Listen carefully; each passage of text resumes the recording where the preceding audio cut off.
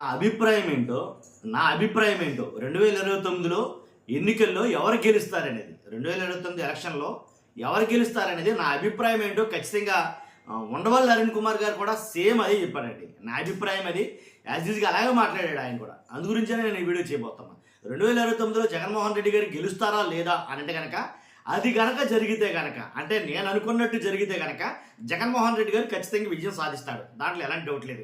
YSRCP party జయకేతనం ఎగరవేస్తుంది. నేను ఏదైతే అంతకుముందు 2019లో కూటమి ప్రభుత్వం గెలుస్తుందని చెప్పానో నోట్ మై వర్డ్స్ ఖచ్చితంగా అలాగే గెలిచింది. ఇప్పుడు కూడా మీరు రాసి పెట్టుకోవచ్చు. జగన్మోహన్ రెడ్డి కనుక గెలవాలి, గెలుస్తాడు, వైఎస్ఆర్సీపీ పార్టీ గెలుస్తుంది అంటే కనుక అదే కనుక జరిగితే కనుక నేను ఏదైతే చెప్పాలనుకున్నానో అదే కనుక జరిగితే ఖచ్చితంగా గెలుస్తుంది. దాంట్లో ఎలాంటి డౌట్ లేదు.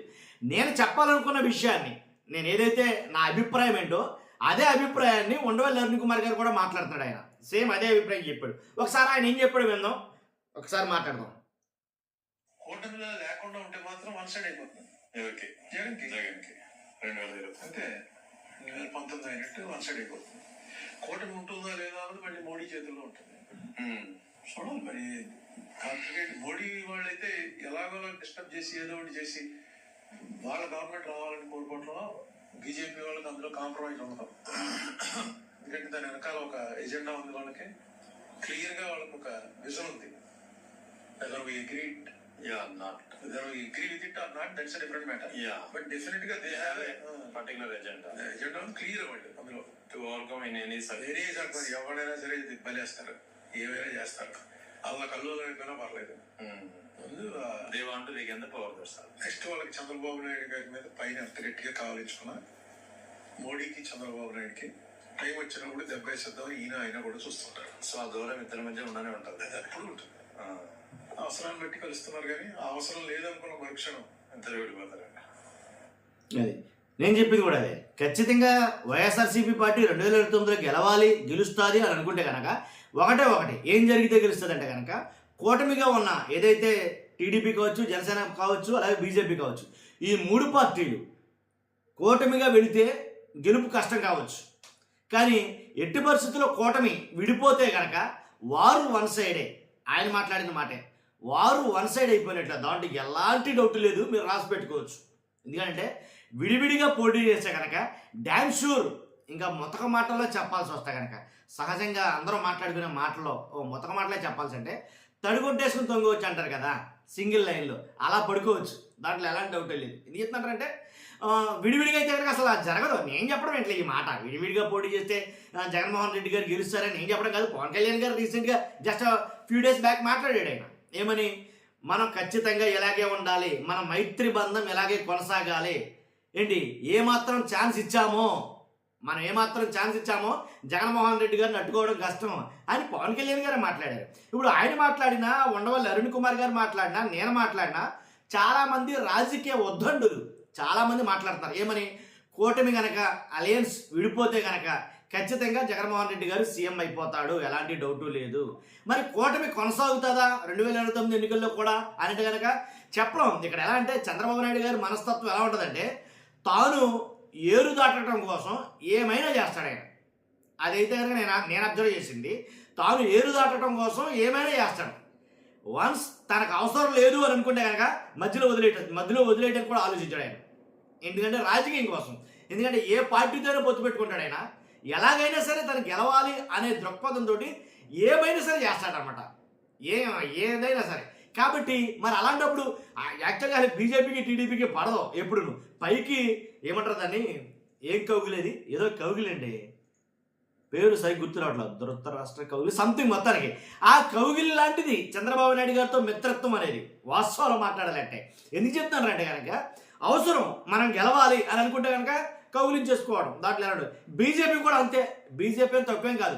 అవసరం కోసం అవతలని ఎవరినైనా సరే తిట్టెట్టుకుని అవతలకు దాటేస్తారు. కాబట్టి వీళ్ళ మైత్రి బంధం ఎంతవరకు సాగుతుంది. ఆల్రెడీ జనసేనను చూసుకుంటే కనుక అసలు మొన్న వాళ్ళు టైప్ అవడమే చాలా రికార్డు బ్రేక్ అని అడిగితే కనుక.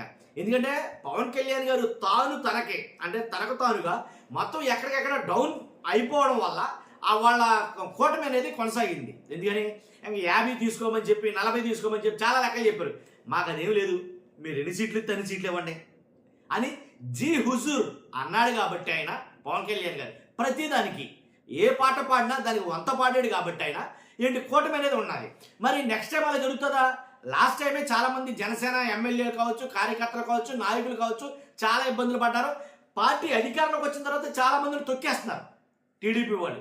టీడీపీ గెలిచిన చోట జనసేనకి ప్రాధాన్యత లేదు, దీంట్లో ఎలాంటి డౌటు లేదు. వాళ్ళని పిలవడం కానీ ఏంటి ఇంకా ఏమీ లేదు అసలు.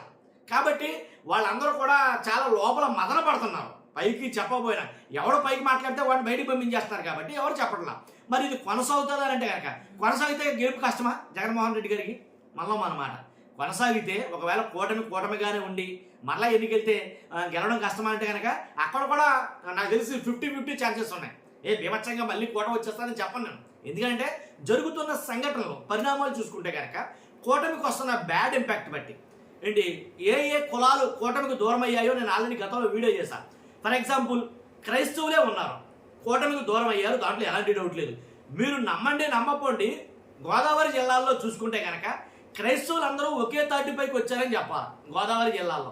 ఎందుకనంటే కనుక అక్కడ జరుగుతున్న ఏదైతే సంఘటనలు ఉన్నాయో, త్రిపుల రఘురామకృష్ణరాజు గారు క్రైస్తవులపై చేస్తున్నటువంటి ఏవైతే ఉన్నాయో, ఏదైతే 115 చర్చిలకి ఏకదాటిగా నోటీసులు పంపడం, చర్చి అనేది లేకుండా చేయాలనే ఉద్దేశంతో, లేకపోతే వాటిని చట్టపరంగా అవి వాటికి ఏమీ లేవు అనను మొత్తానికి ఏదైతేనండి వాళ్ళలో ఒక ఇంపాక్ట్ అనేది క్రియేట్ అయింది ఖచ్చితంగా. అంటే క్రైస్తవుల్ని వీళ్ళు చాలా ఇబ్బందులు పెడతారు రానున్న రోజుల్లో అని ఒక అండర్స్టాండింగ్ వచ్చేసారు వాళ్ళు. కానీ వాళ్ళంతా దూరమైనట్టే. ఇలాగ కొన్ని కులాలు కొన్ని మతాలకు సంబంధించిన వాళ్ళు కూడా కూటమి ప్రభుత్వానికి వ్యతిరేకంగా మారారు. ఎక్కడ దాకా ఎందుకు? సొంత పార్టీలోనే, సొంత నాయకుల్లోనే, సొంత ఎమ్మెల్యేలే కూటమికి వ్యతిరేకంగా ఉన్నారు. జనసేనలో కావచ్చు, టీడీపీలో కావచ్చు. ఏంటంటే కారణం ఇదే.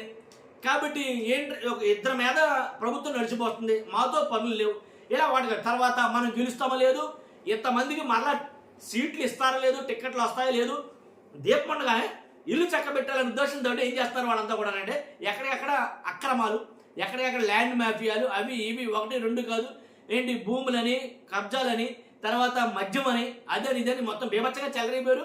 అది నీకు మాకు అందరూ తెలుసు.